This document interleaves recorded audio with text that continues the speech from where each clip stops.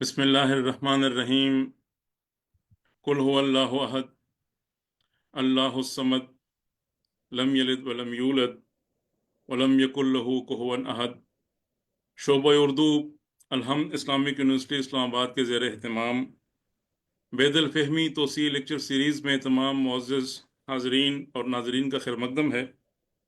आज की इस तकरीब की सदारत काबिल सद एहतराम professor doctor Mohammad Salim Mazhar, साबिक़ vice chancellor Punjab university, सरबराह मुक़्तदरा कौमी ज़ुबान इस्लामाबाद फरमा रहे हैं। हम उनके बेहद शुक्रगुजार हैं। और हमारे साथ डॉक्टर मीर सैयद राम मोहनायब भी साथ हैं, institute of Asia and European studies दोशंबे Tajikistan से। वो इस तकरीब के गेस्ट ऑफ ऑनर हैं, मेहमान एजाज़ हैं। और हम बिलखुसूस जनाब डॉक्टर तकी आबदी साहब के शुक्रगुजार हैं जो इस जो लेक्चर सीरीज़ है उसके रूह रवा हैं और आज इंशाल्लाह अपना 13वां खुतबा पेश फरमाएंगे। मेहमान खुसूसी हैं और मैं उनकी खिदमत में ये अर्ज़ करना चाह रहा हूँ कि जो उन्होंने न सिर्फ पाकिस्तान हिंदुस्तान बल्कि पूरी दुनिया में ये जो बेदल फ़हमी की एक तहरीक को किया है, तो अल्हम्दुलिल्लाह ये आज उसका एक बय्यन सबूत यह है कि डॉक्टर मीर सैयद साहब ने हमें दोशंबे ताजिकिस्तान से ज्वाइन किया है। और उन्होंने यानी वो फरमा रहे थे कि मैं मुसलसल तकरीबन 12 जो खुतबे हैं डॉक्टर तकी आबदी साहब के, इश्तियाक के साथ उनको सुनता रहा हूँ, देखता रहा हूँ। तो आज ख़ुद भी वो उन्होंने अब्दुल कादिर बैदल पर लिखा भी है, मज़ामीन हैं, मकालात हैं, वो ख़ुद भी इज़हार ख्याल भी करेंगे। तो अब हम बसद एहतराम जनाब डॉक्टर तकी आबदी साहब से गुजारिश करेंगे कि बेदल फ़हमी तोसी लेक्चर सीरीज़ के सिलसिले का आज जो 13वां खुतबा है वो पेश फरमाएँ। साहिब सदर की इजाज़त से जनाब डॉक्टर तकी आबदी साहब। बिस्मिल्लाहिर्रहमानिर्रहीम। मुअज़्ज़िज़ सामीन, नाज़रीन, सलाम अलैकुम। मैं सदर महफिल प्रोफेसर सलीम मज़हर साहब को का शुक्रिया अदा करता हूं कि अपनी मसरूफ़ ज़िंदगी, क्योंकि वो सरबराह हैं मुक़्तदरा कौमी ज़बान के, और एक अनार और 100 बीमार का मसला है, लेकिन फिर भी यह उनकी इल्म दोस्ती और हमारी मोहब्बत में बेदिल की और लिटरेचर और कौमी ज़बान की वो तशरीफ़ लाए हैं। उनका मैं तहे दिल से ममनून हूँ। और इसके अलावा हमारे ताजिकिस्तान दोशंबे से प्रोफेसर मीर सईद साहब जो इंस्टीट्यूट से और जो बेदिल शनास और गालिब शनास और इकबाल शनास हैं, वो भी हमारे इस प्रोग्राम में शिरकत कर रहे हैं। मैं उनका ममनून हूँ। बहरहाल अल-हम्द यूनिवर्सिटी के शोबे उर्दू जिसने ये बड़ा डोल आपके यूं समझिए कि डाला है कि तहरीक बेदिल जो आज तकरीबन तमाम उर्दू हलकों में एक ख़ास निगाह से देखी जा रही है, उसका ये 13वां लेक्चर जो हम ये बताने की कोशिश कर रहे हैं कि बेदिल फहमी और बेदिल शनासी में जो हम बरसगीर के लोग हैं, अदीब हैं, शोरा हैं, और हमारी कौमी और मिली जो काविशें हैं, उसमें बेदिल किस कदर असर अंदाज हैं। ये सच है जो नियाज़ फतेहपुरी ने कहा था कि इंसान अपनी एक जिंदगी में बेदिल को नहीं समझ सकता। ये आमतौर से ये होता है कि नाबगैर रोजगारों की जो जिंदगी होती है उनको हम लोग पूरी तरीके से दर्क नहीं कर सकते। मखसूसन जिस शायर के आप जानते हैं कि तकरीबन 92,000 अशार हों, उसका असर, पहले तो ये तादाद का जहां तक मसला है और मेरी तहकीक है, ये तादाद हमारी ज़िम्नी तादाद है। अभी तक किसी स्कॉलर ने पूरी तरीके से हमें नहीं बताया कि अब्दुल कादिर बेदिल के अशार और जो मुख्तलिफ असनाफ में उन्होंने शायरी की है, یعنی تقریباً 50,000 غزل کے اشعار، اور جو ان کے پاس تو خوشبو نے 4 ان کی مثنویات کا ذکر کیا ہے، لیکن در حقیقت اب ہماری تحقیق کے لحاظ سے ان کی 7 مثنویات ہمارے درمیان ہیں، یا آپ جانتے ہیں کہ 16-17 ہزار شعر ان کے نثری جو وہ نکات ہوں کہ رقعات ہوں یا وہ 4 عنصر ہوں اس میں پیوستہ ہیں، اس کو بھی نکال کر پوری طریقے سے ابھی تک پیش نہیں کیا گیا۔ یہی نہیں بلکہ قصیدے ہوں یا 4,600 سے زیادہ رباعیات ہوں یا خطات ہوں یا ترجیح بند اور ترکیب بند ہوں، ان کا پوری بررسی اس طریقے سے جس طریقے سے ہونا چاہیے ابھی تک نہ ہو سکی، اور انشاءاللہ مجھے اطمینان ہے کہ یہ جو ہماری بے دل تحریک جو ہو رہی ہے یہ شاید ہم کو بڑی حد تک مدد دے۔ اور آج کی میری جو گفتگو ہے وہ اسی مسئلے پر ہے، کیونکہ میں نے یہ جو 7 ہفتوں میں اکابرین اور مشاہرین اور اساتذہ سے مل کر جو گفتگو کی، کتنا خوبصورت آپ جانتے ہیں کہ اور عظیم جلسہ پروفیسر سلیم مظہر صاحب کی صدارت میں اور ان کے ادارے اسلام آباد میں بے دل پر ہوا، اور کئی نکات اس میں پیش کیے گئے۔ اسی طرح سے دنیا بھر میں مجھے ای میل کے ذریعے اور ٹیلی فون کے ذریعے نکات اور بہت سے مشورے مل رہے ہیں۔ تو وہ بے دل جو اپنے وطن میں ناآشنا رہ گیا، ناآشنا اس وجہ سے کہ میں سمجھتا ہوں اگر مرزا غالب اسد اللہ خان غالب بے دل کو ہم تک معرفی نہ کرتے تو شاید ہم جس قدر بے دل سے واقف ہیں اتنے بھی بے دل سے واقف نہ رہتے۔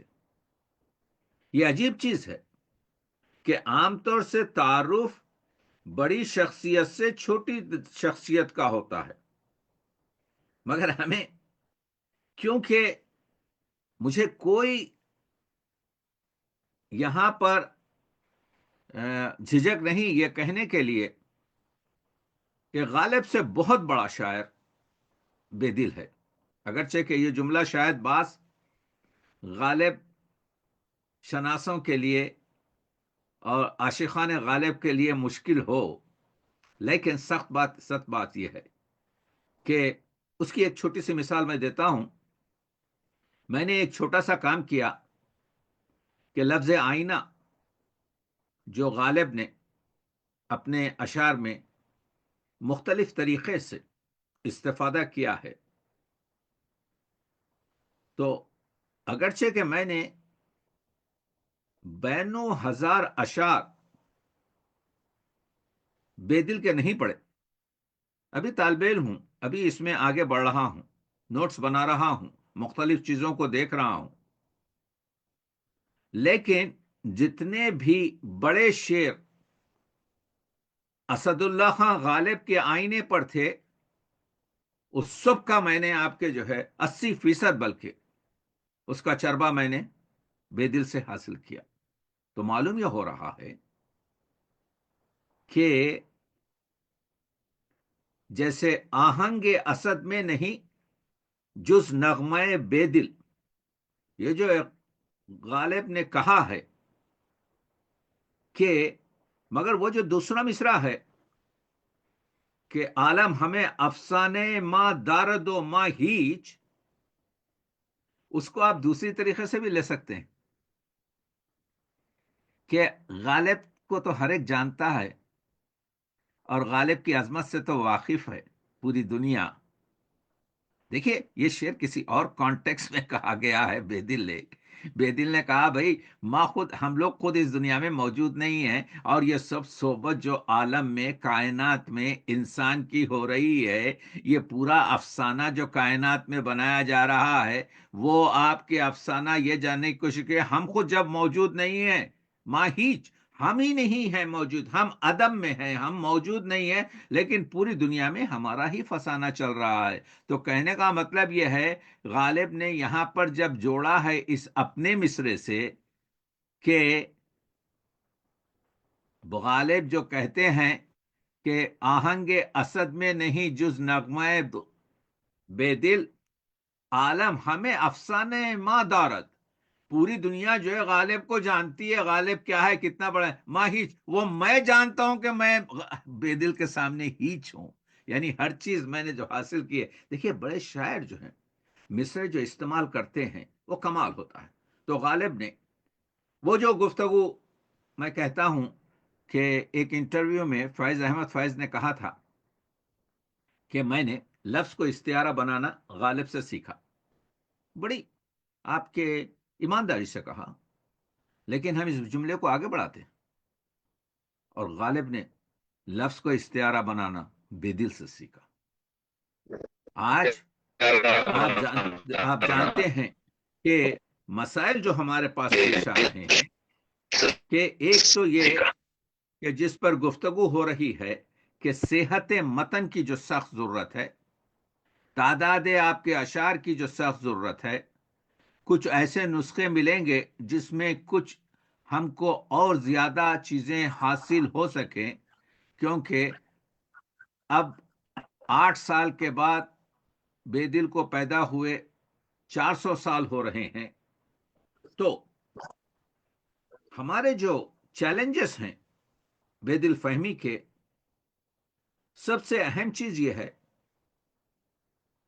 اس میں کوئی شک نہیں کہ بے دل کی جو پرسنالٹی، بے دل کی جو شخصیت، بے دل کا جو تبحر علم، وہ چیز تو الگ ہے کہ بے دل فطری شاعر ہے۔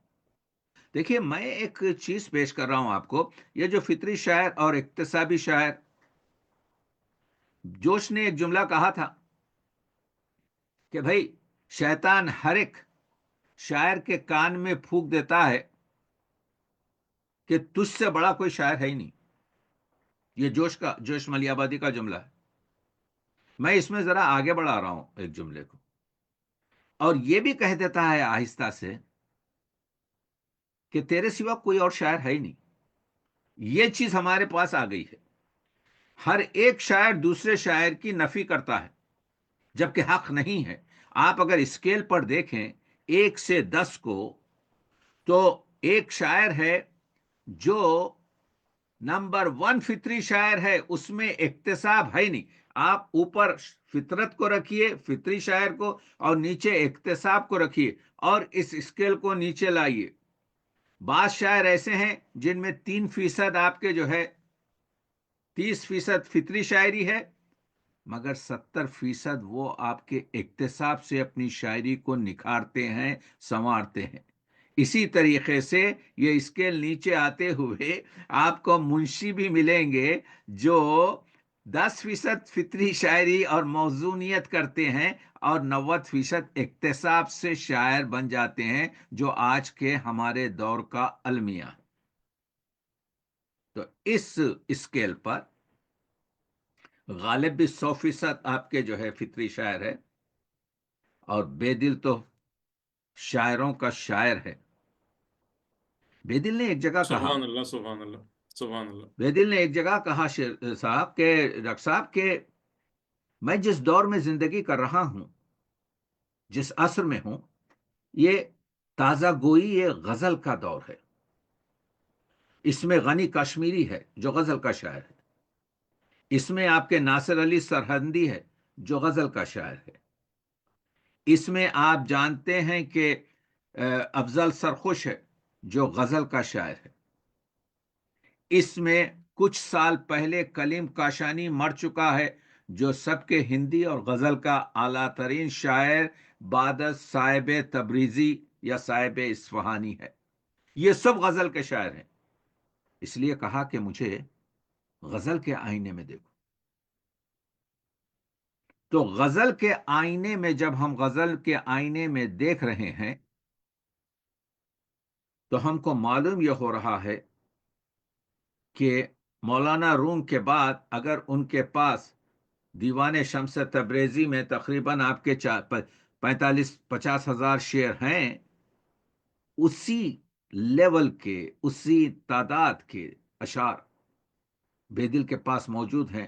صرف ان کی جو ایک حرف تہجی سے جو میم پر جو دیوان میں وہ ہے، اس کی غزلیات دوسرے عظیم شعراء کی تمام آپ کے دیوان سے زیادہ ہیں.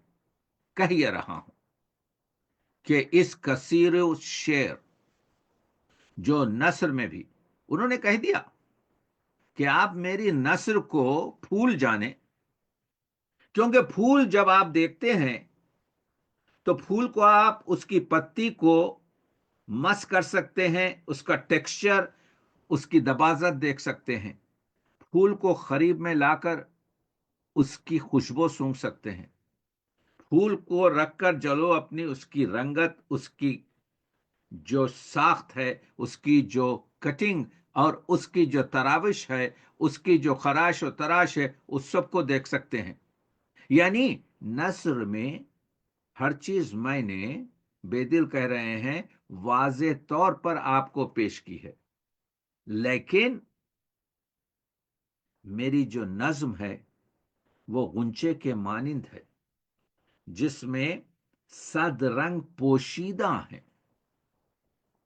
جب تک کہ یہ آپ اس پر وقت صرف نہ کریں، نہ اس کی خوشبو آپ کو معلوم ہوگی، نہ اس کی رنگت آپ کو معلوم ہوگی، نہ اس کی ساخت اور اس کی شکل معلوم ہوگی. تو معنی یہ ہوئے کہ جو اشعار ہیں بیدل کے، وہ بیدل کے اشعار کو ہم کو چاہیے بڑی توجہ کے ساتھ آپ کے جو ہے پڑھیں، تاکہ اس کے بارے میں کچھ جان سکیں.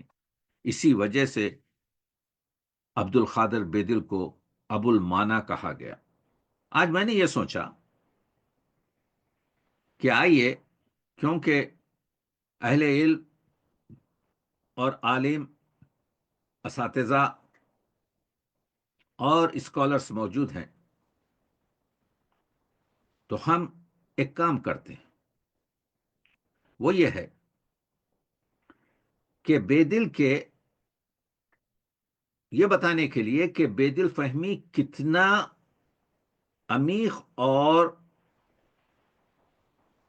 محنت کا کام ہوگا، کیونکہ ہمارا مقصد بیدل فہمی لکھنے کا یہی ہے کہ بیدل کو سمجھانے اور سمجھنے اور پڑھنے اور پڑھانے کا اس دور میں کن کن مسائل سے ہم درپیش ہوں گے اور اس کے لیے کیا کرنا پڑے گا.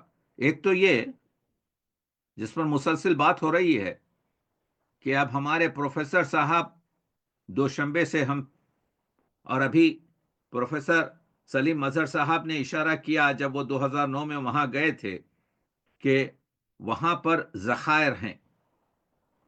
تو پہلی چیز یہ ہے، وہ آذربائیجان ہو کہ تاجکستان ہو کہ ازبکستان ہو کہ پاکستان ہو کہ افغانستان ہو کہ رشیا کے وہ سرحدی ماورا نہری علاقے ہوں، یا ہندوستان ہو یا دنیا کے دوسرے ایریا، جتنے بھی مخطوطات ہیں بیدل کے، ان کی بررسی لازمی ہے.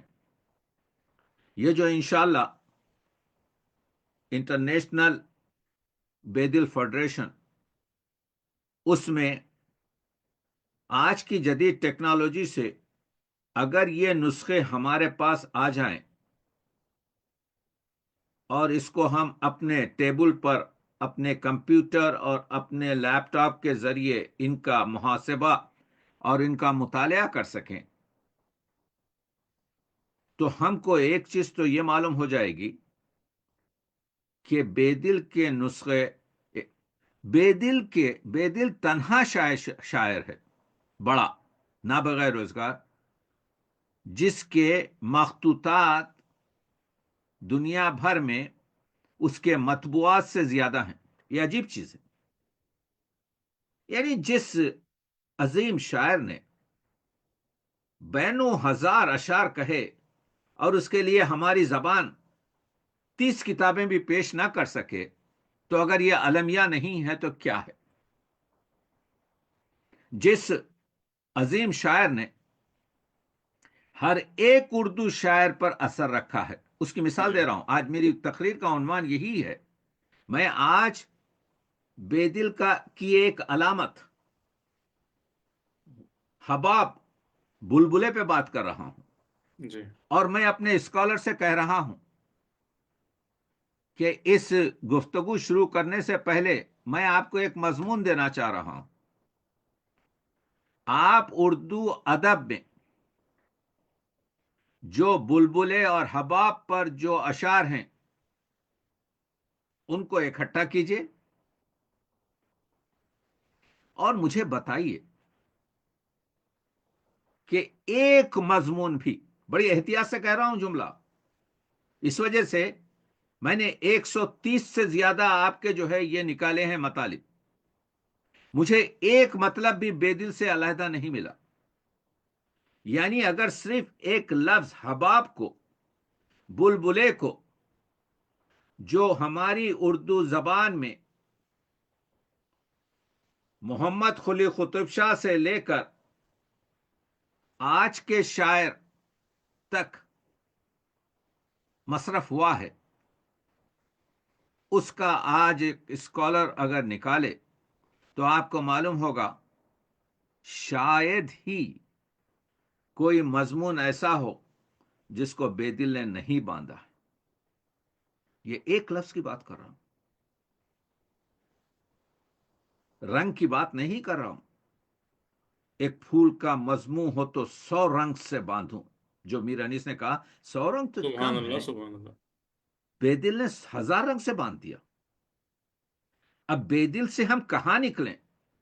وہ رنگ کا مضمون ہو، وہ غبار کا مضمون ہو، وہ آئینے کا مضمون ہو، وہ حباب کا مضمون ہو، وہ ساغر کا مضمون ہو، وہ خاک کا، یا آپ کے کیا کہتے ہیں جو خاک کے مترادفات ہیں، جس کا عاشق ہے بے دل، ہم نکل ہی نہیں سک رہے ہیں. جبکہ اقبال نے مرشد کامل کہا،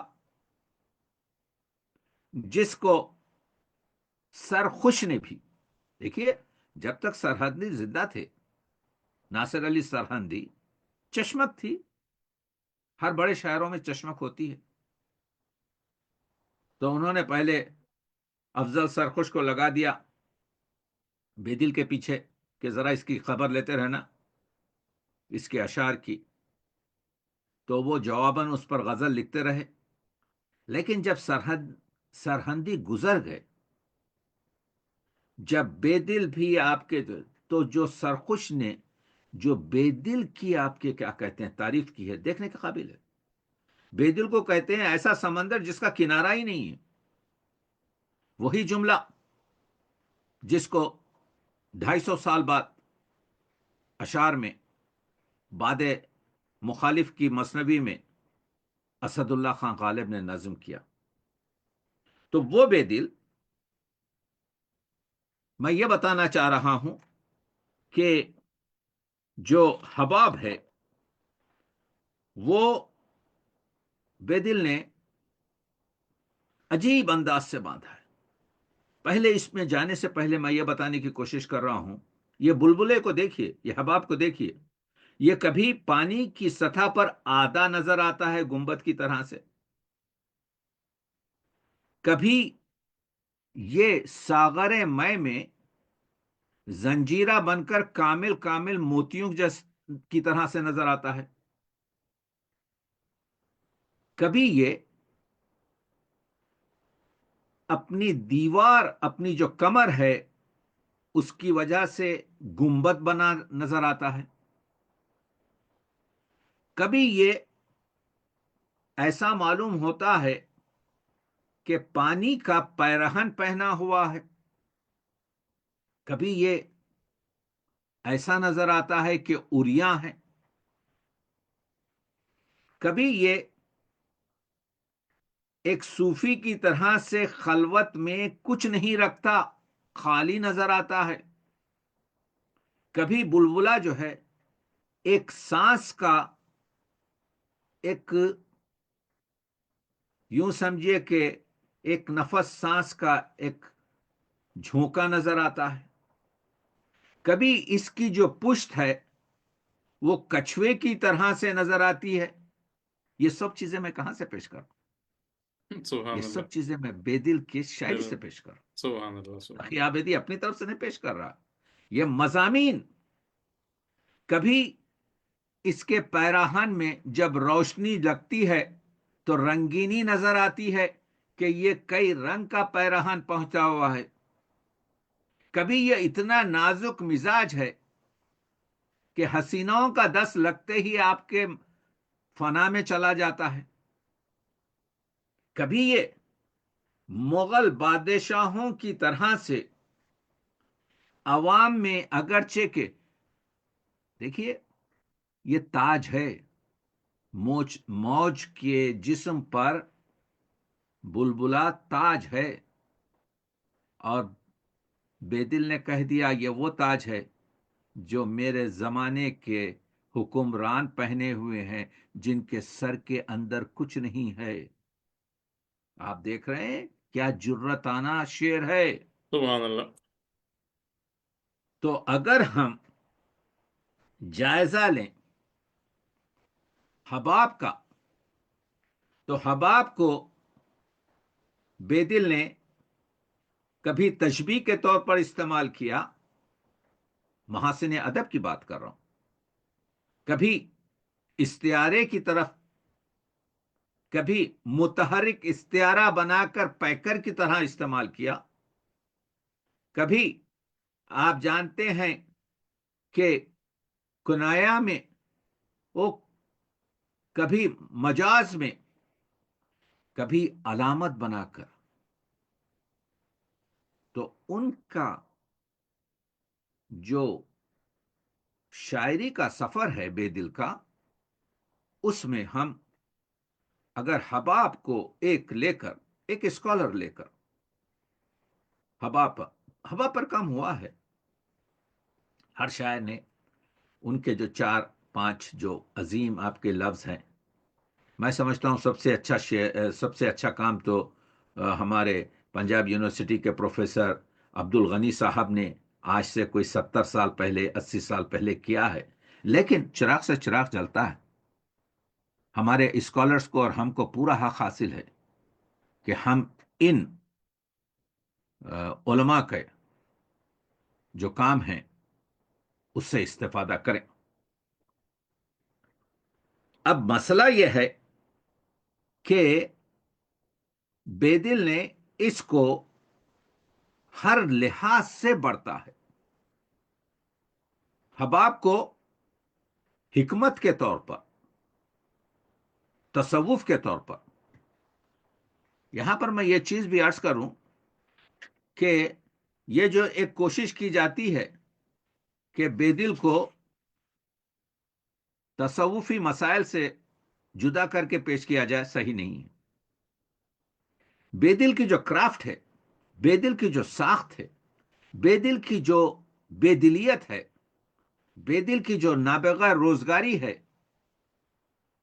وہ ان کے اس بچپنے میں اور ان کی ٹین ایجی میں اور ان کی اوائل زندگی میں، وہ 8 اور 9 جو اللہ والے لوگ تھے جنہوں نے ان کے شعور کی، آپ کے کیا کہتے ہیں، تربیت کی ہے، جن کو خانخواہوں میں وہ جو انسانی قدریں تھیں اس سے ان کو مال و مال کیا ہے، ان کی ٹرین کو، ان کی گاڑی کو جنہوں نے صحیح ٹریک پر لگا دی ہے، وہ اہم ہے۔ اس طرف توجہ ہونا ضروری ہے۔ ہم کو حق نہیں پہنچتا کہ ہم اپنے ایجنڈے کو کامیاب کرنے کے لیے یہ بتائیں، جیسے सदरुद्दीन ऐनी साहब ने लिखा कि ये जो बेदिल ने करिश्मात की जिक्र किया है, या बहुत से जो कलंदर और सूफी और अल्लाह वालों के सोहबतों का जिक्र किया है, बेदिल पुख्ता उम्र में इससे अलहदा हो चुके थे। There is no proof for this one. कोई ऐसा आपके जो है सबूत नहीं मिलता। अगर है तो बताइए।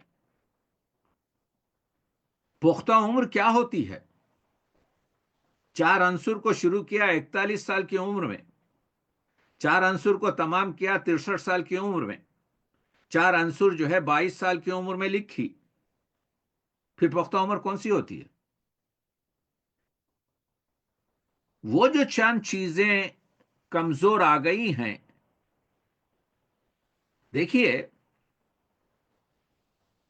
हमारा दीन जो है उसमें मोजिजे का जिक्र है। हुजूर सरवर कायनात खत्मुल नबीन सैयदुल मुरसलीन उंगली के एक इशारे से चांद के टुकड़े करते। चांद को 2 टुकड़े क्या, शक्कुल खमर। हाथ में संग्रेजे लेते तो तस्बीह पढ़ते।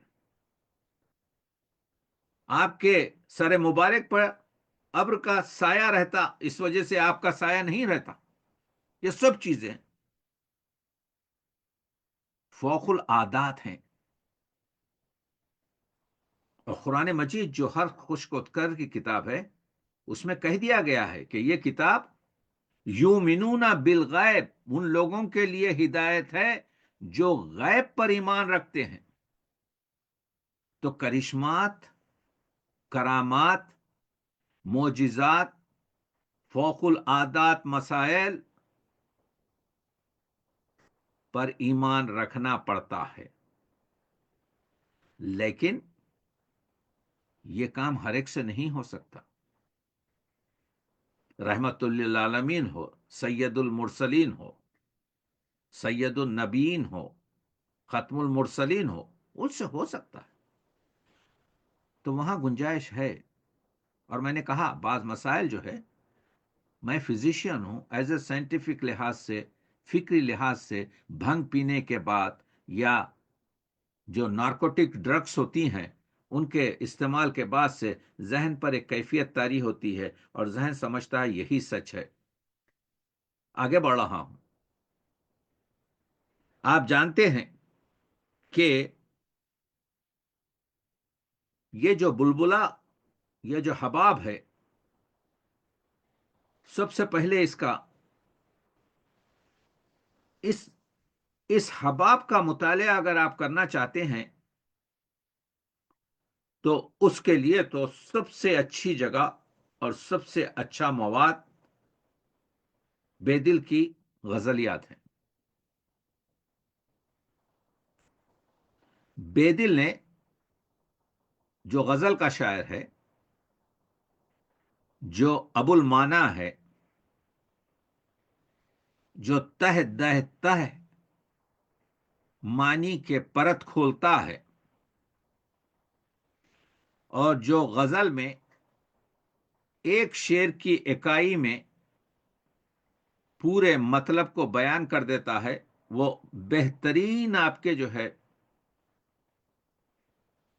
मवाद है, मतन है, रेफरेंस है किसी स्कॉलर के लिए बेदिल के हबाब पे काम करने के लिए। लेकिन अगर आप देखना चाहते हैं कि कब से आगाज हुआ बेदिल का, तो कुछ गजलियात में मिलेगा।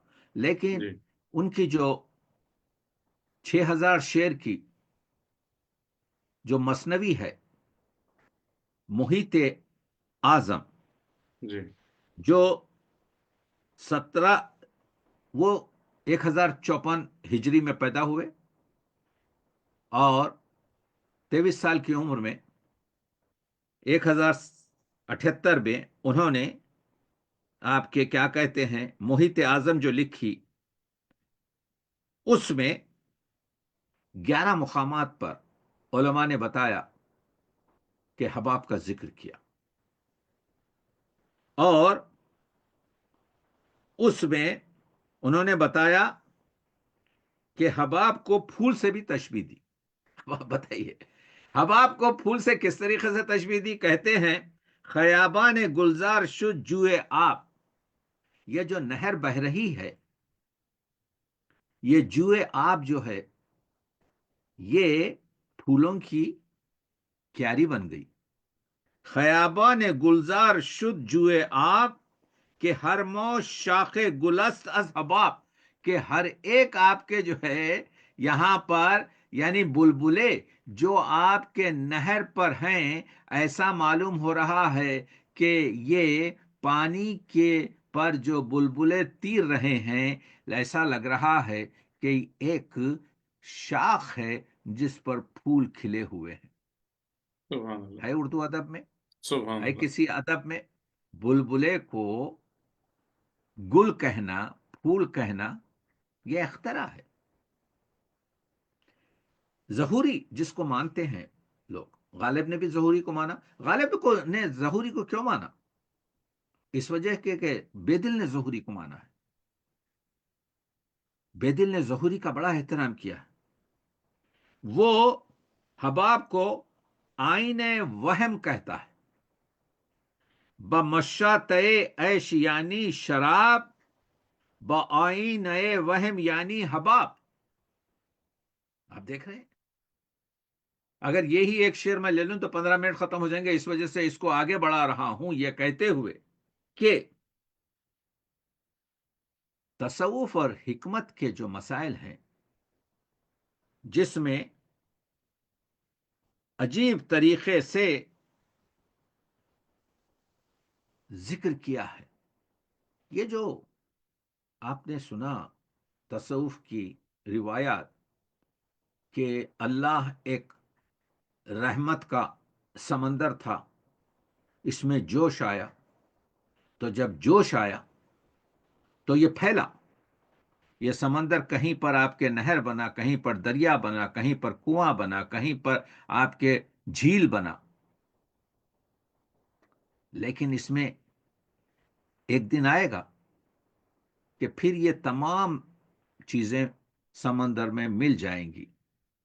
اور اقبال نے وہاں پر ایک شعر رکھا تھا، جب قطرہ آپ کا دریا میں مل جائے گا تو اپنی شناخت نہیں کھوئے گا. اقبال نے وہاں پر جاوید نامے میں ایک مصرع رکھ دیا، اس وقت بھی معلوم ہوگا تو کیا من کیستی. یعنی قطرہ دریا میں جب مل جائے گا، انسان جب رحمت الہی کا جز ہو جائے گا، اس وقت بھی انسان اپنی شناخت نہیں کھوئے گا، ورنہ انسان کی تخلیق بیکار ہو جائے گی. جب قطرہ سمندر میں ملنے کے بعد بھی اپنی اکائی کو، اپنی شناخت باقی رکھے گا، تو اون وقت بھی یہ معلوم ہوگا کہ تو کیم من کیستی، تو سبحان اللہ، پروردگار کون ہے اور میں کیس ہوتا ہوں.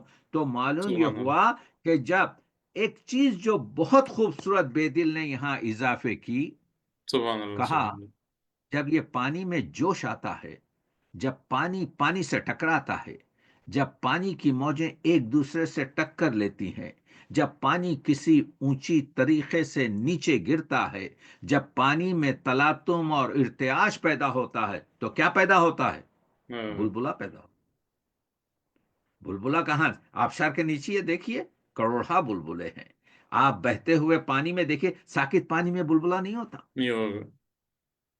تو یہ رحمت کا جو جوش ہوا ہے، جس سے سبحان اللہ، یہ کنویں اور دریا اور یہ نہر بہنے، اس کا مقصد یہ تھا کہ اس میں بلبلا پیدا کیا جائے. اس کا مقصد یہ تھا کہ اس میں انسان کو پیدا کیا جائے. تو بلبلا جو ہے، جو موج کا تاج ہے، کیونکہ موج کے اوپر، سر کے اوپر کیا ہے؟ بلبلا تاج ہے.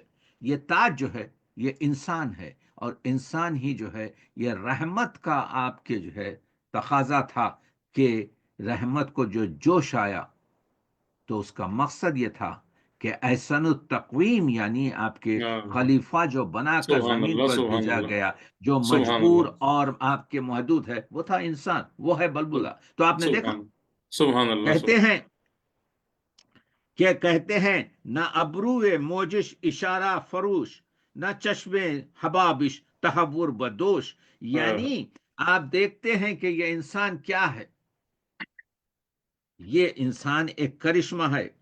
زے یک بہر شد حلقے زن بے حجاب، حبابو کفو گہر و موجو وہ آپ. ایک اور چیز جو بے دل کے پاس ہے وہ ہے صنعت مرات النظیر، جی جس کو ہم آپ کے ضلع جگت بھی کہتے تھے، جس کو ہم آپ کے جو ہے کیا کہتے ہیں، یعنی ایک ہی قسم کے الفاظ آپ جو ہے جو استعمال کرتا ہے شاعر، جو صنعت ہے جی مرات النظیر، جس کو آپ کے لفظی کہتے ہیں صنائع آپ کے جو ہے.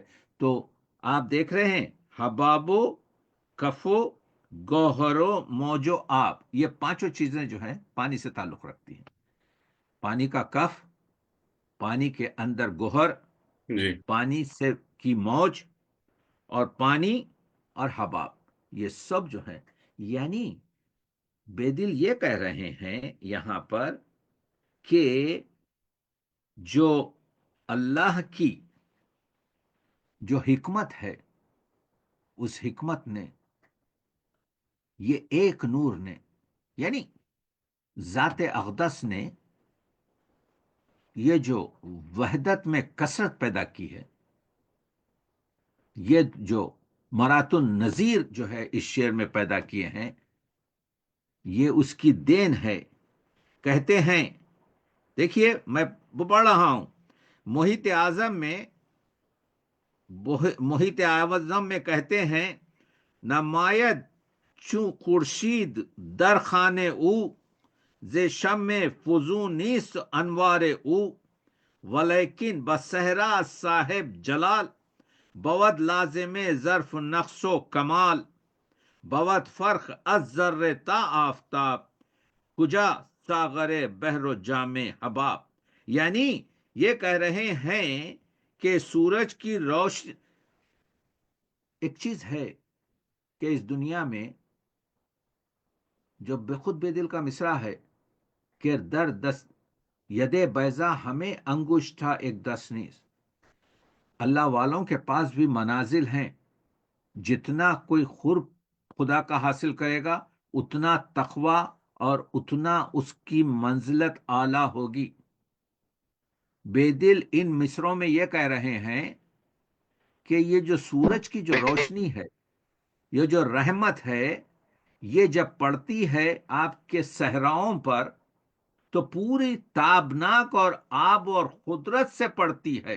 یعنی صحرا کیونکہ وسیع ہے، صحرا کیونکہ وسعت رکھتا ہے، تو وہ جذب کی کیفیت جو ہے رحمت کی، اللہ کی رحمت کی زیادہ رکھتا ہے بنسبت ایک چھوٹا سا گھر جس میں آپ دیکھتے ہیں کہ تھوڑی سی شعاعیں پڑ جاتی ہیں، تھوڑی سی روشنی بڑھ جاتی ہے. یعنی یہ بستگی ہم پر ہے کہ ہمارے دل میں کتنی آپ کے وسعت ہے تاکہ اس چیز کو ہم جذب کر سکیں. یہ بہت شدید اور اہم موضوع جو بے دل نے بتایا ہے وہ یہ بتایا ہے کہ دیکھو، کسب معنی، کسب استفادہ تمہاری وسعت پر ہے. یعنی اگر ان کی دوسری مثنوی آپ کے جو ہے طلسم حیرت دیکھیں تو طلسم حیرت میں وہ کیا کہتے ہیں، وہ یہ کہتے ہیں کہ دیکھو، یہ جو حباب کی نسبت کر رہا ہوں، حبابم میں راضی از عالم نہ ہفتے، نگاہی دارم وہ انہم نہ ہفتے. یعنی وہ بے دل اپنے آپ کو حباب کہتے ہیں اور یہ کہتے ہیں کہ جس طریقے سے حباب کے اندر کے چیزیں نظر آتے ہوئے بھی راز رہتی ہیں، وہ ایک سانس کا جو ایک مسئلہ اس میں ہے، اسی طریقے سے انسان جو ہے آپ کے کیا کہتے ہیں، وہ ایک حباب کے مانند ہے. حباب کیا ہے؟ بے دل یہ کہتے ہیں، میرے پاس وقت کم ہے تو میں اب صرف آپ کے جو ہے شعر پڑھنے سے ان کے معنی کرتا ہوں. حباب یہ کہتا ہے، بے دل یہ کہتے ہیں کہ یہ حباب جو ہے یہ آنکھیں بند کیا ہوا ہے موج کے اوپر، لیکن یہ مسلسل تمام سمندر کی گہرائی تک دیکھتے رہتا ہے کیا ہو رہا ہے.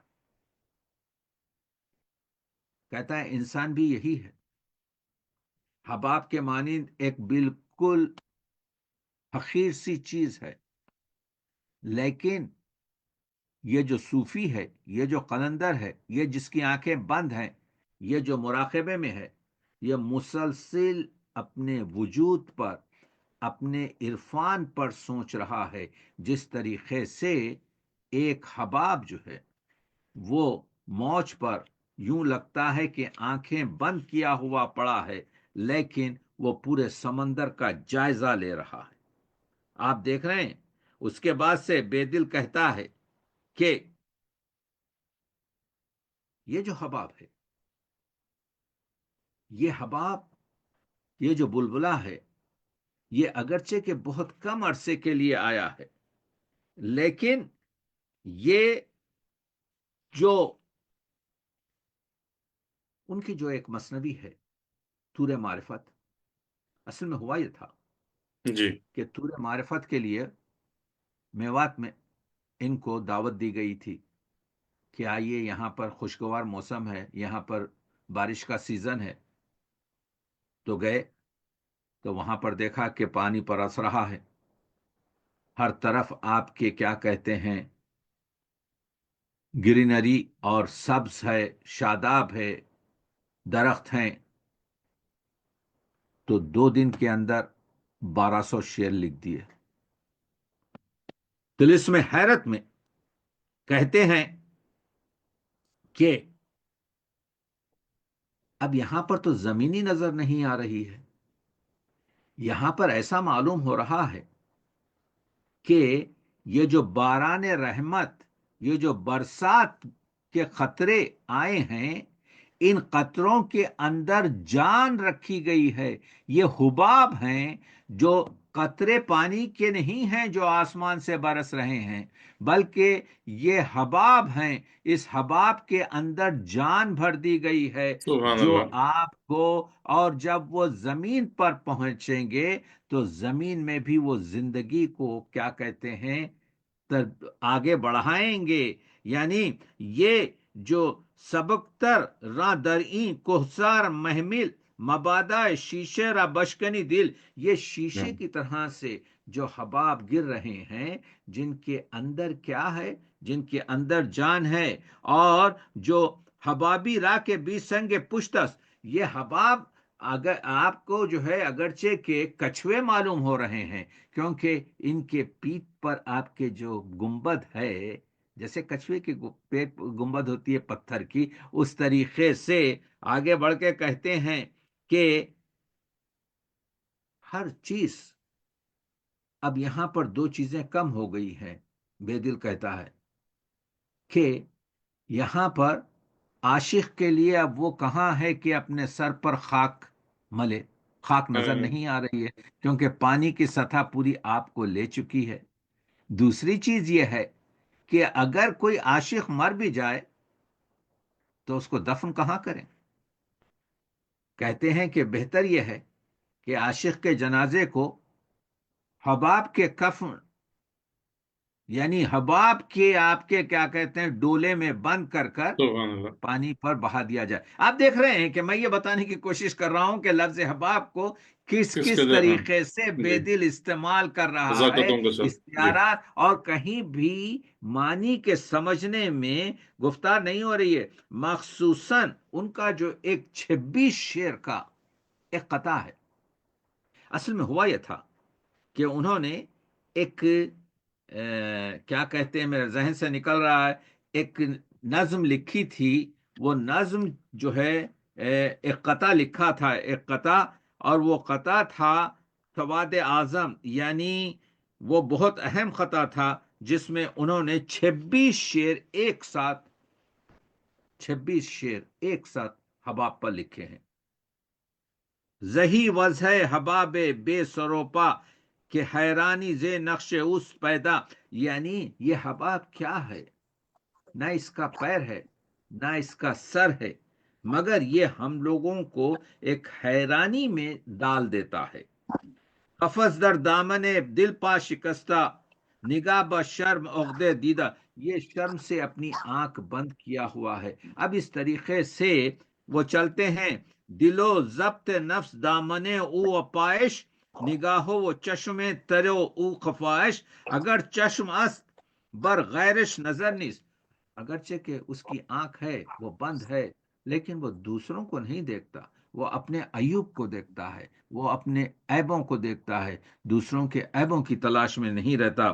وگر با عزش خودش بیرون سفر نیست، وہ خود اپنے جسم کے اندر ہی سفر کرتا رہتا ہے، وہ باہر سفر نہیں کرتا.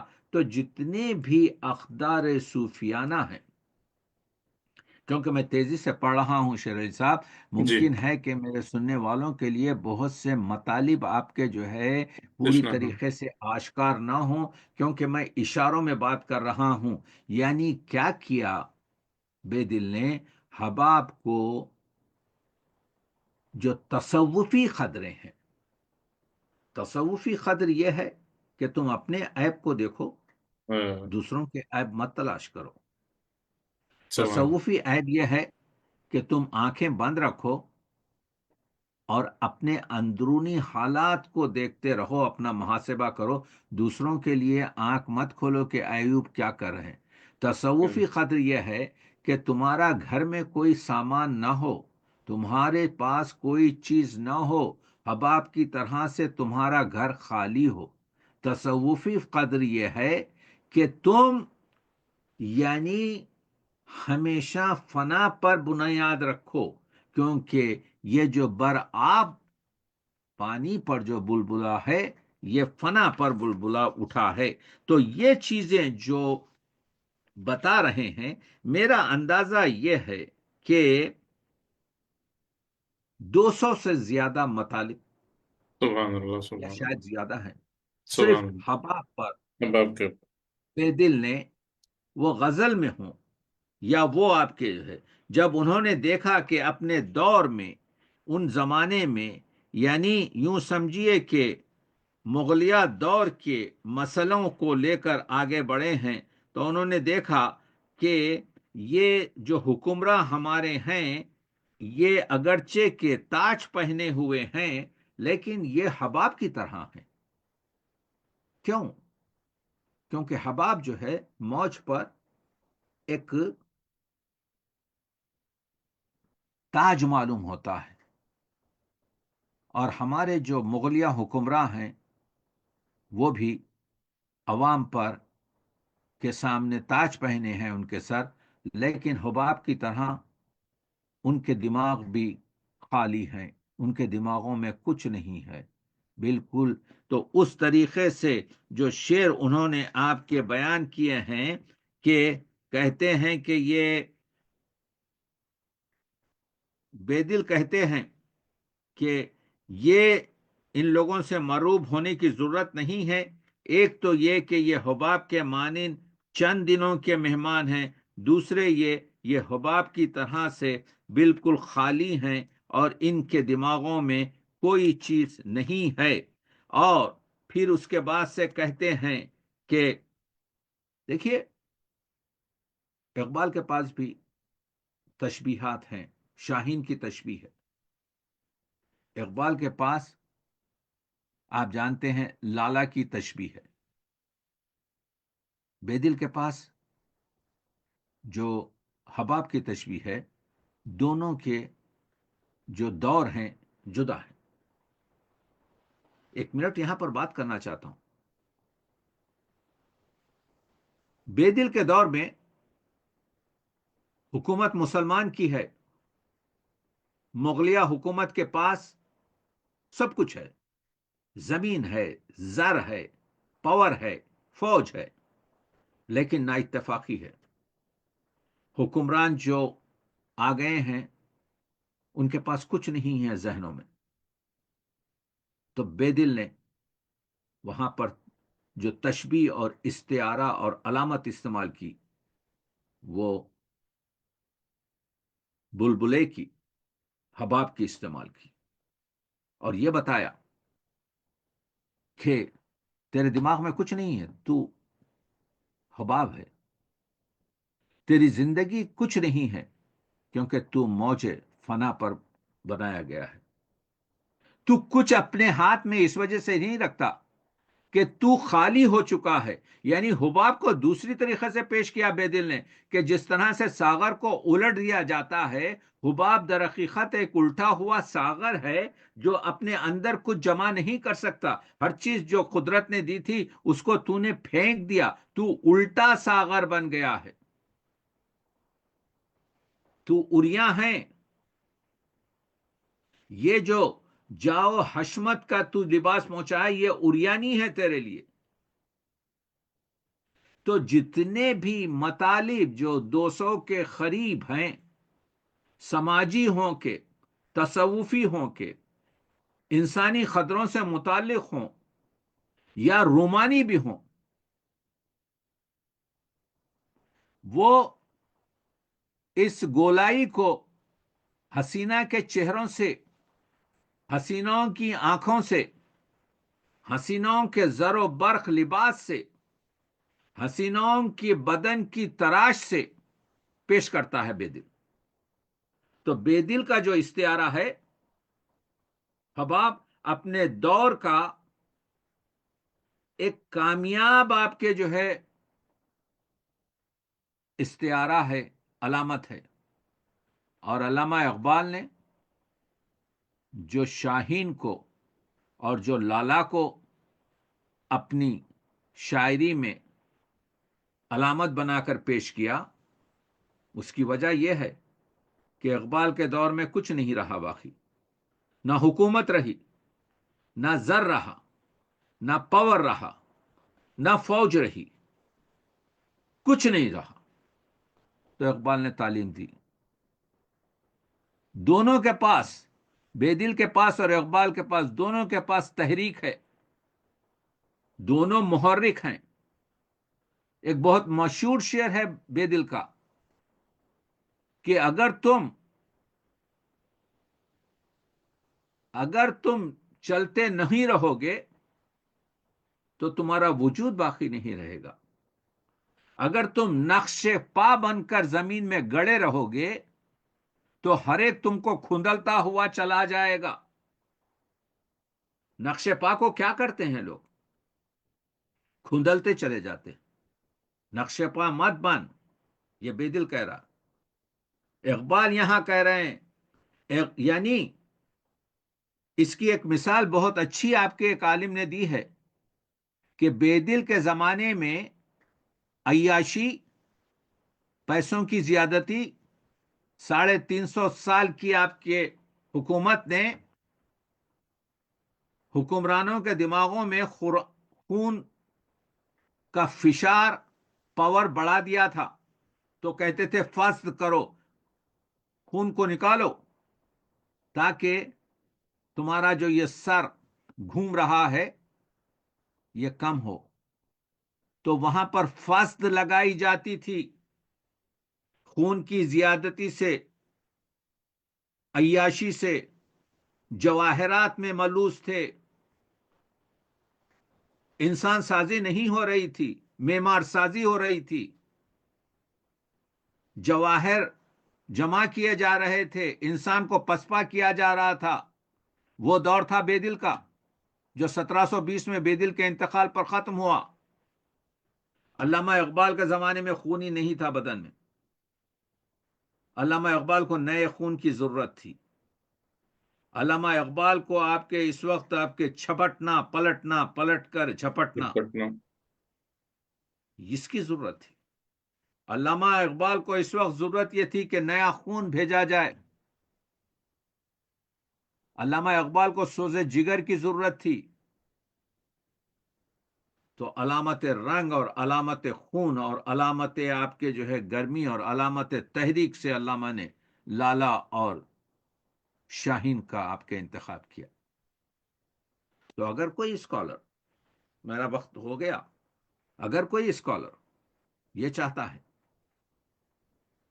کہ ہم میں بالکل ڈاکٹر شیر علی صاحب، مسئلہ یہ ہے کہ یہ عنوانات، یہ مسائل اتنے جی وقت طلب گمبھیر ہے. اور اتنے جی زیادہ اور اس قدر مشکل ہیں کہ جی میں معذرت چاہتا ہوں، میں پورے اپنے مسائل کو جو ہے پیش نہیں کر سک رہا ہوں آپ کے جی جو ہے، لیکن یہاں پر اپنی بات کو ختم کر رہا ہوں یہ کہتے ہوئے کہ اگر ایک ہی ہم یوں سمجھیے کہ علامت، جیسے میں نے اپنے نوٹس بنائے ہیں غبار، آپ کے جو ہے کیا کہتے ہیں، حباب پر، میں نے اپنے نوٹس بنائے ہیں غبار پر، میں نے اپنے نوٹس بنائے ہیں آئینے پر، میں نے اپنے نوٹس بنائے ہیں رنگ پر، لیکن اگر کوئی اسکالر آپ کے جو ہے دیکھا جی جائے تو میں یہ چیزیں بتانا چاہ رہا ہوں کہ میں ایز اے مددگار حاضر ہوں یہ بتانے کے لیے کہ شاید ہی اردو کے کسی شاعر کا کوئی مضمون حباب میں جو بے دل نے دیا ہے، بے دل کے کوئی 200 سے زیادہ آپ کے جو ہے مضامین ہیں،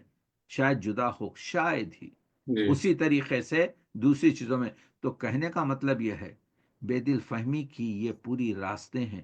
اگر ہم یہ کر سکیں تو ہم یہ بتائیں گے کہ جتنی بھی روشنی ہمیں ملی ہے وہ بے دل سے ملی ہے، اور اس کے تداون کے لیے اور اس کے تعاون کے لیے ہم آگے بڑھیں گے.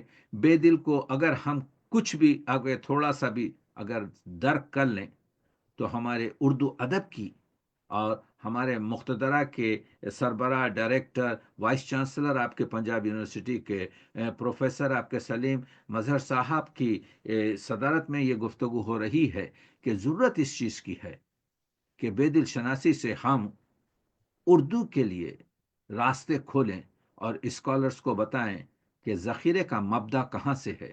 شاید سبحان پورا اللہ. نہ بتا سکیں لیکن کسی حد تک ان کی مدد کر سکیں. بہت بہت شکریہ. سبحان اللہ. سبحان اللہ.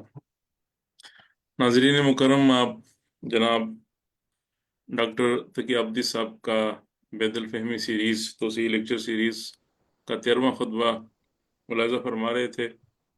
اور جس طرح میں ابتدا میں عرض کر رہا تھا کہ جناب ڈاکٹر تقی عابدی صاحب نے بے دل فہمی کو ایک تحریک کی صورت دی ہے اپنے ان وقی اور فکر انگیز خطبات کی مدد سے، اور اس کا ایک بیان ثبوت آج کی تقریب کے مہمان اعزاز جناب ڈاکٹر میر سید صاحب ہیں، جو institute of Asian and European studies دوشنبے Tajikistan سے ہمارے ساتھ شریک ہیں. اور ان کا کہنا ہے کہ وہ یعنی یہ ڈاکٹر تقی عابدی صاحب کے خطبات دیکھتے رہے ہیں، ان سے استفادہ کرتے رہے ہیں. خود ڈاکٹر میر سید صاحب ممتاز بے دل شناس ہیں، غالب شناس ہیں، اقبال شناس ہیں، فارسی زبان و ادب پہ ان کی ایک نظر ہے. تو میں جناب ڈاکٹر میر سید صاحب سے گزارش کروں گا کہ وہ اختصار کے ساتھ بے دل کے حوالے سے اظہار خیال فرمائیں، اور میں ان سے گزارش کروں گا کہ پلیز اپنا جو مائک ہے وہ انمیوٹ کر لیجئے پلیز.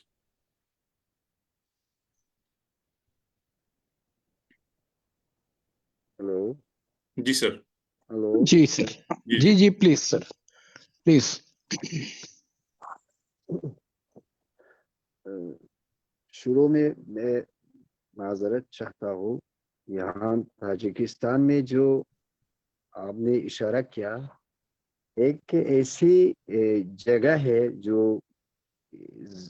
اگر آپ اس کو ہسٹری میں پڑھیں، سینٹرل ایشیا، وہاں جو ہے جو اگر مختصراً میں آپ کو چاہتا ہوں کہ یہاں کافی لوگ ہیں جو ابھی ہمیں بے دل کے بارے میں ابھی بات کر رہا ہے، لیکن جو یہاں آپ اگر سرچ کریں کافی لوگ ہیں، کافی شعراء، ادباء، اتنے لوگ یہاں ہے جو ساری دنیا میں ان کو ایک چیز بہت مشہور ہے، وہ ادب ہے. اس لحاظ سے میں ایک شعر سے شروع کرنا چاہتا ہوں. در خرمن کائنات کردیم نگاه، یک دانه محبت است باقی هم کا. باقی ہمیں اس شعر سے ڈاکٹر صاحب مقرر فرمائیے سر.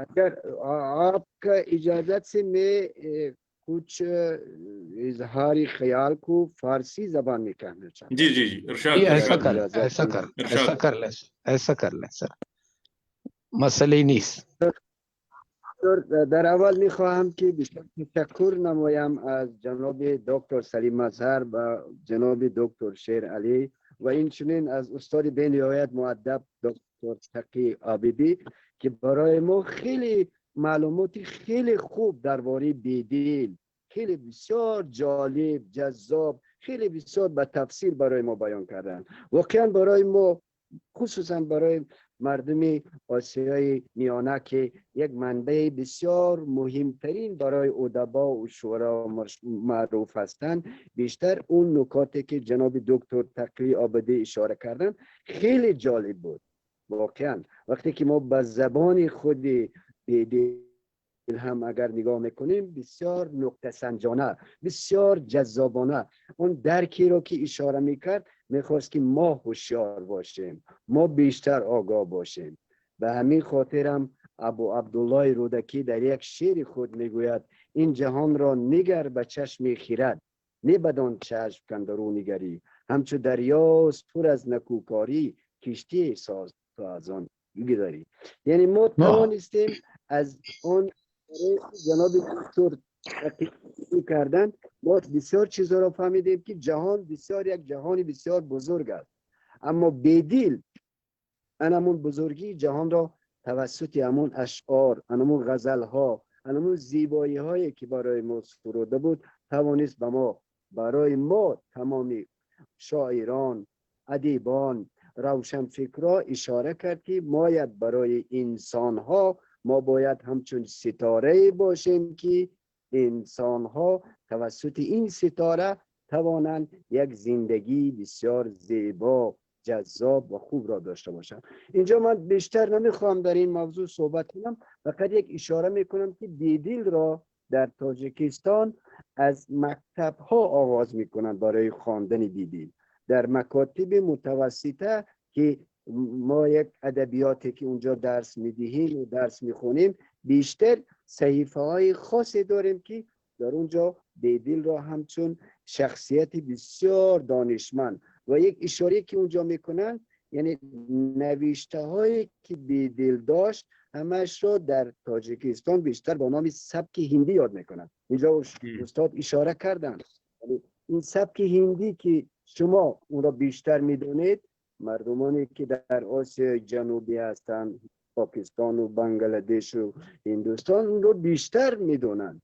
شما بیشتر در اونجا هستید، خود بیدیل هم اونجا بود، بیشتر برای شما شناستر و معروفتر است. اما اینجا ما بیشتر آن زبانی فارمی که بیدیل داشت اون رو بیشتر میخوندیم و از اون یک قطره هم باشد ما توانستیم با آن اشاره هایی که صدرالدین عینی که شخصیتی بسیار اساسترین برای شناخت بیدیل مشهور است در تاجیکستان، از اون ما توانستیم چند چیز را پیدا کنیم و برای خود درک نماییم.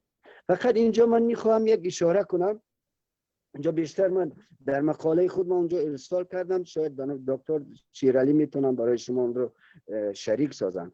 اینجا فقط میخواهم، علامه اقبال یک اشاره دارد برای درکی بیشتر، خودی کو گر کر بلند اطلاع که هر تقدیر سے پہلی خدا پوچی بتا تیری رضا کیا ہے. یعنی این اشاره موجز است، اما خیلی چیز در داخل این اشاره علامه محمد اقبال دیده می شود که بیدیل و این طوری که اینجا دکتر تقی عابدی هم اشاره کردن، برای ما دانشمندان ضرور است که این را بیشتر برای تمام انسانیت، نه فقط در پاکستان، نه فقط در تاجیکستان، برای تمام بشر.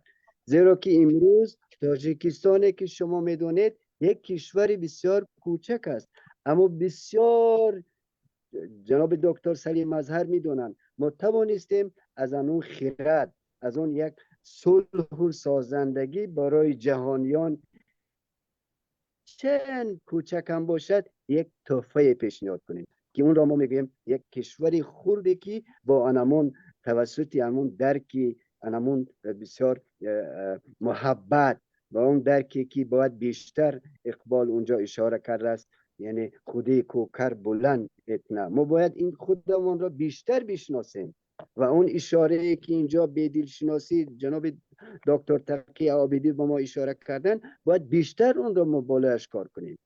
و این همین به طور بسیار موجز میخوام اشاره کنم که ما امید داریم و باوری داریم که با اون اشاره که جناب دکتر تقی عابدی اینجا اشاره کردن و باوری دارم که دکتر استاد سلیم اظهر هم برای ما چند اشاره های خواهند کرد و همینطور جناب دکتر شیلی هم اشاره کردن که واقعا ما عالمان، ما ادبا را ضرورت است که برای تمام اهل بشر انمون خودی را بیشتر باید نشان بدهیم و آن بدیلی که ابوالمعانی نام دارد معناهای زندگی را برایشان بیشتر و خوبتر راهنمایی کنیم. بسیار تشکر، بسیار سلامت باشین. بسیار میخوام اینجا بعضی مشکلات کمیونیکیشن پیدا می شود، اما با وجود همه آن بسیار تشکر میگویم با امید دیدار در تاجیکستان. جزاک اللہ sir, thank you so much. Tajikistan سے دوشنبے سے ہمارے ساتھ محترم ڈاکٹر میر سید صاحب شریک تھے، اور ہمیں سمجھ نہیں آ رہی کہ یعنی ڈاکٹر تقی عابدی صاحب کا کس طرح شکریہ ادا کریں. سر آپ نے یعنی اردو کے دائرے سے ہمیں یعنی جو ہمارا ایک وسیع دائرہ ہے یعنی فارسی زبان کا، اور جو بڑی ہماری تہذیب ہے اور ثقافت ہے، اس سے آپ ہمیں جوڑ رہے ہیں. تو یہ سب آپ کے جو فکر انگیز خطبات ہیں ان کی برکت ہے، ان کا یعنی ایک طرح سے فیوز و برکات ہیں. ڈاکٹر میر سید صاحب بہت شکریہ سر، آپ نے اظہار خیال فرمایا، ہمارے ساتھ شریک رہے. اور اب میں بصد احترام تقریب کے صدر گرامی قدر محترم پروفیسر ڈاکٹر محمد سلیم مدر صاحب کی خدمت میں گزارش کروں گا کہ وہ صدارتی کلمات سے نوازیں. قابل احترام ڈاکٹر سلیم مدر صاحب، سربراہ مقتدرہ قومی زبان اسلام آباد، پنجاب یونیورسٹی کے سابق وائس چانسلر جناب ڈاکٹر سلیم مدر صاحب. بسم اللہ الرحمن الرحیم وبہ نستعین.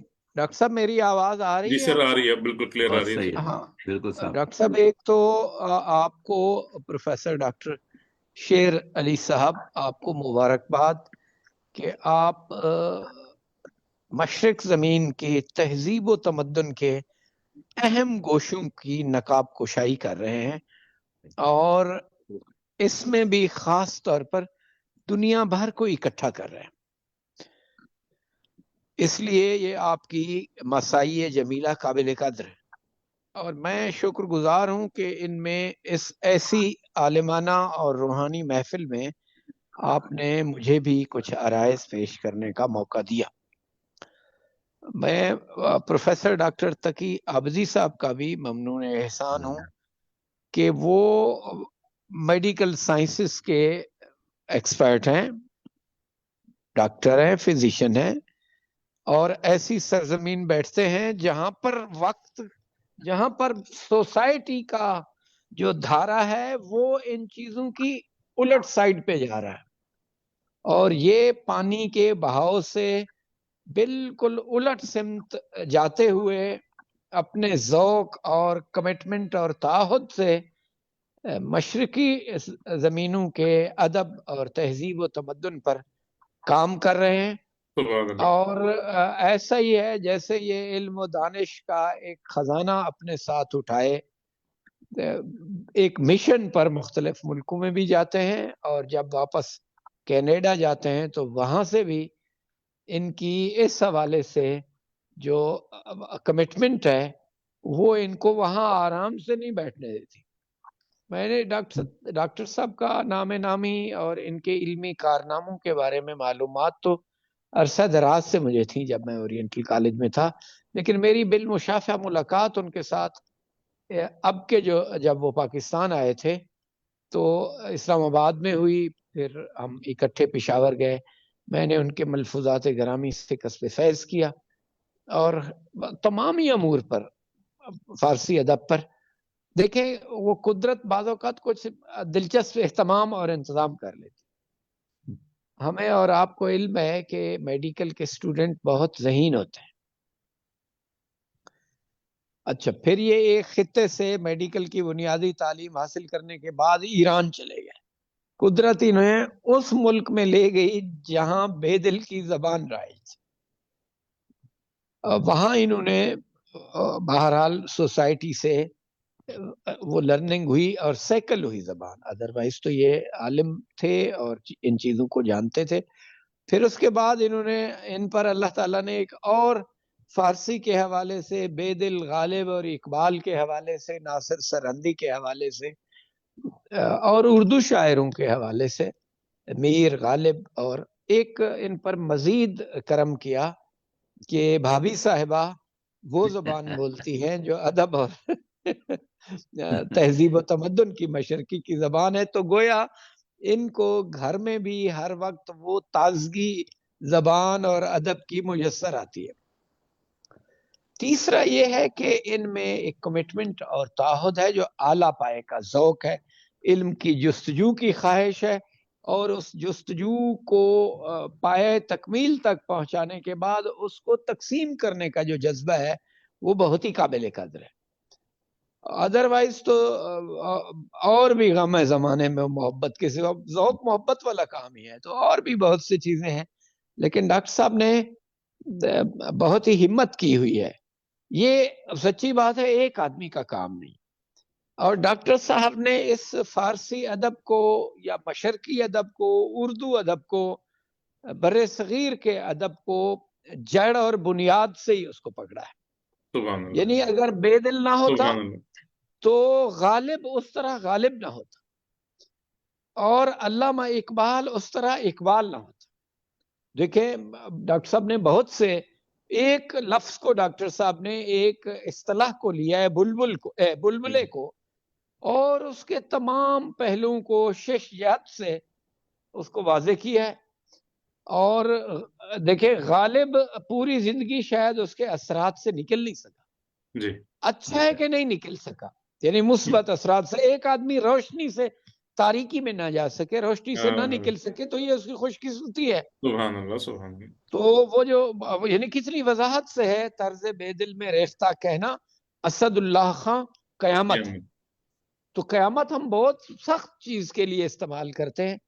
تو جیسے غالب اور علامہ اقبال بے دل کے معنوی اور اسلوب والے اثرات سے نہیں نکل سکے، ڈاکٹر صاحب بھی اسی بڑی زنجیر کی سنہری کڑی ہے موجودہ دور میں. یہ بھی اس سارے اثرات سے، روشن دنیا سے خود کو باہر نہیں نکال سکے. میں سمجھتا ہوں ہماری خوش قسمتی ہے کہ ہمیں بھی پشاور میں جو ڈاکٹر صاحب کی گفتگو تھی وہ بالکل ایک کرامات میں سے ہے ڈاکٹر صاحب کی. اور اسی طرح مقتدرہ قومی زبان میں ڈاکٹر صاحب نے جو فرمایا وہ بالکل بہت ہی ایک کونا مشق کہہ سکتے ہیں، اس سے بھی کوئی بہتر لفظ صفت لگا سکتے ہیں. وہ ایک استاد کی گفتگو تھی جس نے ساری زندگی اپنی، ایسے لگتا ہے بس بے دلی کو پڑھتے رہے، حالانکہ ڈاکٹر صاحب نے بہت کام کیے.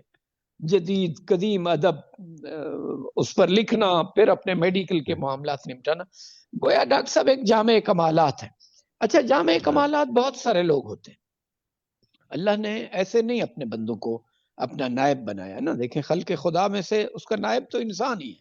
سو انسانوں میں بڑی خوبیاں ہوتی ہیں. لیکن ڈاکٹر صاحب کو میں نے، یقین کریں، ایک بہت ہی عجز و انکسار والا آدمی پایا.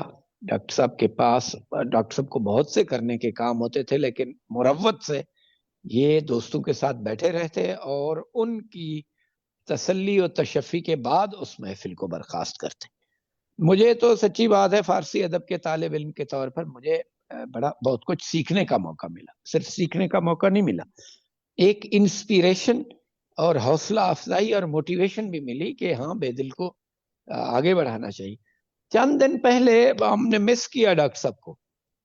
ہمارے ہاں جمعرات کو، آپ کو بھی ڈاکٹر صاحب مس کیا ہم نے، جمعرات کو ہمارے ہاں شیخ فرید الدین عطار کی 2 مثنویوں کے منظوم اردو تراجم کے خالق سلیم سیٹھی صاحب کے ساتھ ہم نے مکالمہ والی نشست رکھی تھی. اچھا، اور اس میں ہم یہی بات کر رہے تھے، میرا نقطہ نظر تھا کہ اگر ابتدان ثنائی غزنوی نہ ہوتے اور اس کے بعد شیخ فرید الدین عطار نہ ہوتے تو مولانا رومی اس طرح سے مولانا رومی نہ ہوتے.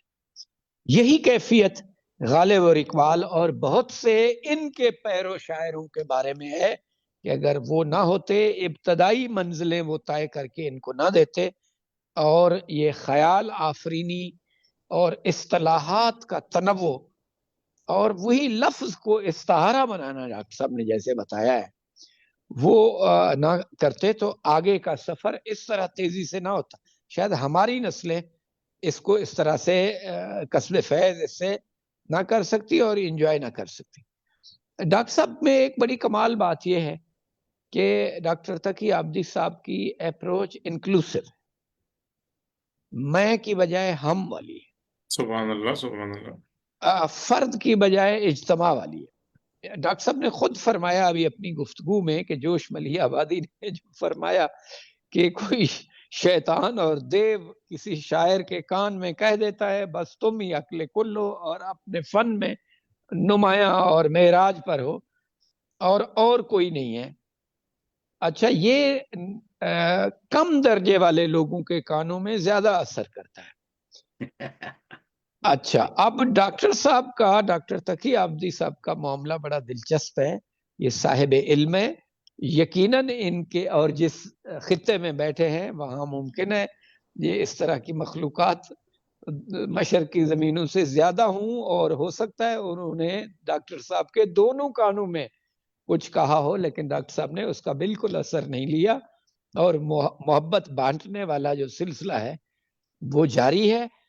میں بالکل مختصراً اگر ون لائنر اور ایک لفظ میں کہوں، جو ہم مشرقی تہذیب و تمدن اور معنویت میں جس کو ہم کہتے ہیں یہ صوفی اور درویش من شالب ہے، یہ ٹائٹل ڈاکٹر تقی عابدی صاحب پر بالکل پورا آتا ہے. تو ڈاکٹر صاحب درویش منش، صوفی، صاحب علم، دانشور ہیں، جن کے دل و دماغ کے اور گھر کے اور ظاہری امور کے دروازے ہیں جو وہ سب کے لیے کھلے ہیں.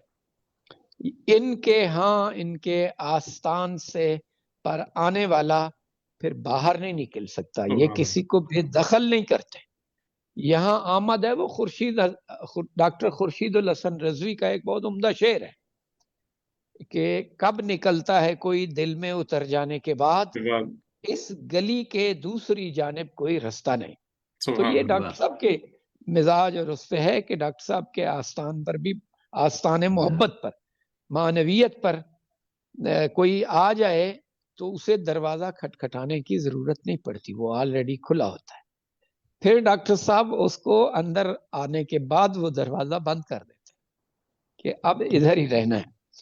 تو یہ کمال ہے. میں جیسے پہلے بھی کہا، ایسے لوگوں کی اب ہماری سوسائٹی کو اور معاشرے کو خاص طور پر جو علم و ادب کے فیلڈ اور میدان سے ہے زیادہ ضرورت ہے. ڈاکٹر صاحب کے بارے میں یہ کہنا تو شاید بجا نہ ہو کہ اللہ تعالیٰ ان کو مزید ہمت دے. ان کی ہمت پہلے ہی بہت زیادہ ہے، بس اس کام کو جاری رکھیں. یہ ٹارچ جو انہوں نے بے دل کا پیغام پھیلانے کے لیے، روشنی پھیلانے کے لیے اٹھائی ہے، میں اسے صرف بے دل تک محدود نہیں کرتا. یہ اس سے پہلے کے لوگوں کے، بعد کے لوگوں کے ہے. اور پھر یہ کم ہی ہوتا ہے کہ ایک آدمی انگریزی زبان کا ماہر ہو، میڈیکل کے فیلڈ کا ہو، اس کی ساری ٹرمیں جانتا ہو، اس کو منطبق کرتا ہو ادبیات کے ساتھ، نفسیات کے ساتھ، تہذیب و تمدن والے معاملے کے ساتھ، اور فارسی بہت اچھی جانتا ہو کہ گھر میں اس زبان کا راج ہو، خود بھی اس سے صحیح معنوں میں اس کے ساتھ عشق و محبت والا ہو، اور ذوق عمدہ پایا ہو. ایسا اجتماع کسی ایک ذات میں ڈاکٹر صاحب کام ہوتا ہے. تو یہ خوش قسمتی ہے ڈاکٹر تقی عابدی صاحب کی کہ ان کو اللہ تعالیٰ نے ان تمام خوبیوں سے نوازا ہے. پھر اس کے ساتھ یہ ہے کہ سعدی نے لکھا ہے کہ لوگ بہت مرتبے والے ہوتے ہیں لیکن ان کے رویے سخت ہوتے ہیں، تو ان کے رویے ان کے مرتبے کو کھا جاتے ہیں. لوگ شاید بہت صاحب علم نہیں ہوتے لیکن ان کے رویے ہیں جو وہ مثبت ہوں تو ان کی خرابیاں وہ مثبت رویے جذب کر لیتے ہیں. ڈاکٹر صاحب کا مسئلہ بالکل منفرد ہے، یعنی یہ دونوں طرف ہی مقام بلند ہے. عجز و انکساری میں، دوسروں کے ساتھ ایکاموڈیٹ کرنے میں، سپیس دینے میں، دوسروں کی تعریف میں، بخل سے بالکل کام نہ لینے میں، اور علم و دانش میں، یہ دونوں طرف سے ہی بہت ہی بلند مرتبہ ہیں. تو اللہ تعالیٰ ان کو اس نظر بد سے بچائے. اور ڈاکٹر صاحب ان کے ساتھ ساتھ پروفیسر ڈاکٹر شیر علی خان، آپ کو بھی اللہ تعالیٰ اپنی حفظ امان میں رکھے. آپ نے ہمت کی ہوئی ہے. آپ کے شاید دن کے 24 گھنٹے نہیں ہوتے، اس سے زیادہ ٹائم ہوتا ہے کہ آپ ایکٹیو اب آپ کی دائرہ محبت اور دائرہ فعالیت ہے جو وہ پاکستان کی سرحدوں سے ہو سکتا ہے پہلے باہر ہو، مجھے علم نہیں تھا، اب وہ باہر نکل گیا ہے. تقی عبدی صاحب اور میں اور ڈاکٹر میر سید صاحب بہت ممنون ہیں. میر سید صاحب سے بہت ہی ابتدائی زمانے کا تعلق ہے. میر سید صاحب ڈیرہ غازی خان کے چھوٹے چھوٹے قصبوں میں بھی جاتے رہے. یہ اس کو مجھے کریکٹ کریں گے اگر میں غلطی کر رہا ہوں. ڈاکٹر نیاز صاحب جو قائد اعظم یونیورسٹی کے وائس چانسلر ہیں، ان کا گاؤں ہے بستی دوسا. ڈاکٹر صاحب وہاں بھی ان کے دوست تھے یو ایم ٹی میں کلاس فیلو، وہ عبدالصمد صاحب، ان کے گھر جاتے رہے. یعنی میرے گھر سے کوئی 3-4 کلومیٹر کے فاصلے تک گئے ہیں. یہ پاکستان سے محبت کرتے ہیں، مشرقی ادبیات سے محبت کرتے ہیں. انہوں نے تاجکستان میں دوشنبے میں بہت بڑی شمع روشن کی ہوئی ہے برِ صغیر کے علم و دانش سے تعلقات کی. تو ان کے لیے دعائیں ہیں. اور ڈاکٹر صاحب، ڈاکٹر تقی عابدی صاحب، میری طبیعت بھی ناساز تھی، مجھے ہلکا سا فلو بھی تھا، لیکن بہت حد تک وہ ٹھیک ہو گیا آپ کی زیارت سے. میں کل پرسوں سوچ رہا تھا کہ بڑے دن ہو گئے آپ سے بات نہیں ہو سکی، تو آج پھر بات بھی ہو گئی اور آپ کی تصویر اور دیکھ بھی لیا. انشاءاللہ مزید باتیں رہیں گی اسی بے دل پر، ہم مزید ڈسکس کریں گے. یہ 13واں ہے تو سر اس کو جاری رکھیں. ایک اور ایک جی 14واں تو ضروری ہے سر، وہ چاند کے ساتھ روشنی، چاند کی شکل بھی بلبلے جیسی. 14واں تو بنی ہے ہی ضرور سر. تو ہم وہ ہے اب منتظر ہیں کہ اب کب آپ پاکستان میں دوبارہ تشریف لاتے ہیں. اور آپ کے آنے سے بہت سے لوگ آپس میں مل بیٹھتے ہیں جو یہاں موجود ہوتے ہوئے اکٹھے ایک دوسرے سے کم مل پاتے ہیں. آپ سے جی ہاں بہت ہی خوش ہیں جناب. میں ایک دفعہ پھر آپ سب کو، ڈاکٹر صاحب آپ کو، ڈاکٹر شیر علی خان صاحب کو اور ڈاکٹر میر سید صاحب کو مبارکباد بھی کہتا ہوں اور شکر گزار بھی ہوں کہ کئی باتیں سیکھنے کو ملی اور کئی باتوں میں تشویق ہوئی. تو انشاءاللہ بہت ممنون یار زندہ صحبت. باقی سلام کہیے سب دوستوں کو ہمارے، اور یہ مشن جاری رکھیے سر انشاءاللہ.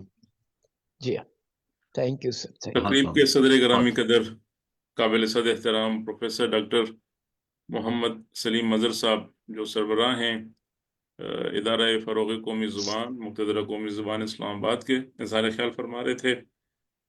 حسب معمول ہمارے ساتھ پاکستان اور پاکستان سے باہر مختلف دوست اس وقت شریک ہیں. میں کچھ سینئرز کا نام لے کے شکریہ ادا کرنا چاہ رہا ہوں. ہمارے ساتھ محترم پروفیسر ڈاکٹر عبدالرؤف رفیقی صاحب ہمارے ساتھ ہیں، سربراہ اقبال اکادمی پاکستان لاہور. محترمہ ڈاکٹر جنہوں نے سر علم و دانش کا ایک وسیع تھان اپنے قریب رکھا ہوا ہے اور اس پر علم و دانش کے کتبے لکھتے رہتے. بس یہ بالکل صحیح فرمایا آپ نے، بالکل صحیح، بہت صحیح. کاغذ کی بجائے کپڑوں اس پر لکھتے رہتے ہیں علم و دانش کی باتیں تاکہ پائیدار رہیں.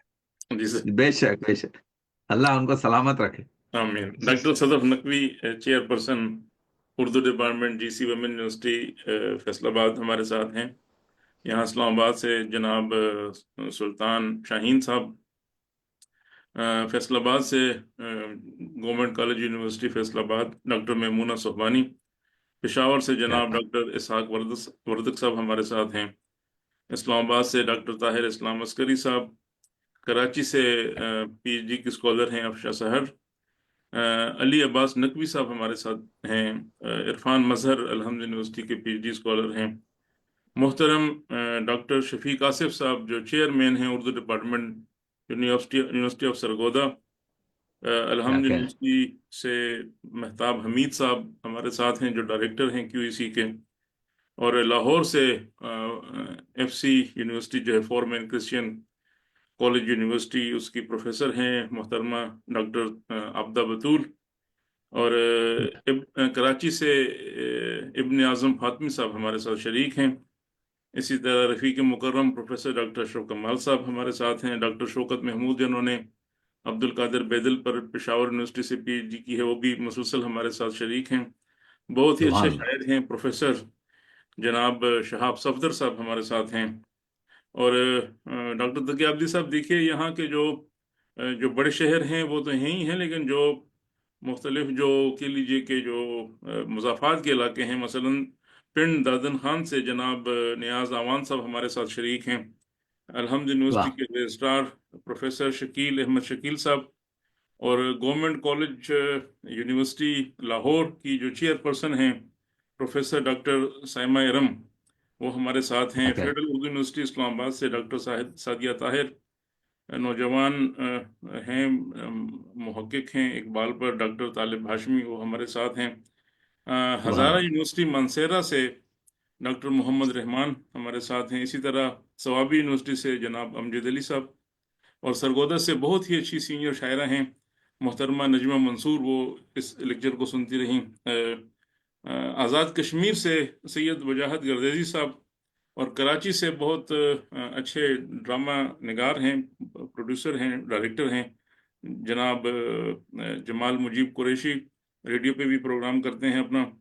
اور بہت ایک اہم دانشور ہیں جناب اسلام آباد سے ہمارے دوست سینئر دوست دانشور جناب ڈاکٹر فاروق عادل جو ممنون حسین صاحب کے پریزیڈنٹ ممنون حسین صاحب کے کلچرل ایڈوائزر بھی رہے. اسی طرح ہماری سابق کلیگ ہیں فوزیہ وسیر جو پاکستان اکیڈمی آف لیٹرز میں کام کرتی رہی ہمارے ساتھ. اور ایک نوجوان بہت اہم شاعر ہیں جناب ناصر منگل صاحب. محمد ثاقب محمود چغتائی صاحب یعنی سینکڑوں لوگ یعنی پوری دنیا سے ہمیں دیکھ رہے ہیں. تو ہم ڈاکٹر تقی عابدی صاحب کے بالخصوص شکر گزار ہیں. اور آج کی تقریب کے لیے ہم ممنون احسان ہیں جناب ڈاکٹر میر سید صاحب جو institute of central Asian studies دوشنبے Tajikistan سے ہمارے ساتھ شریک رہے. اور ہم بےحد ممنون احسان ہیں قبلہ پروفیسر ڈاکٹر محمد سلیم مدر صاحب سربراہ ادارہ فروغ قومی زبان کے جو اس ایک اہم تقریب کی صدارت فرما رہے تھے. تو آپ سب سینئرز کا بہت شکریہ. انشاءاللہ اگلے اتوار کو ناظرین سے اور مہمانوں سے ملاقات ہوگی. بہت شکریہ. اللہ حافظ. خدا ممنون. بہت ممنون. بہت ممنون.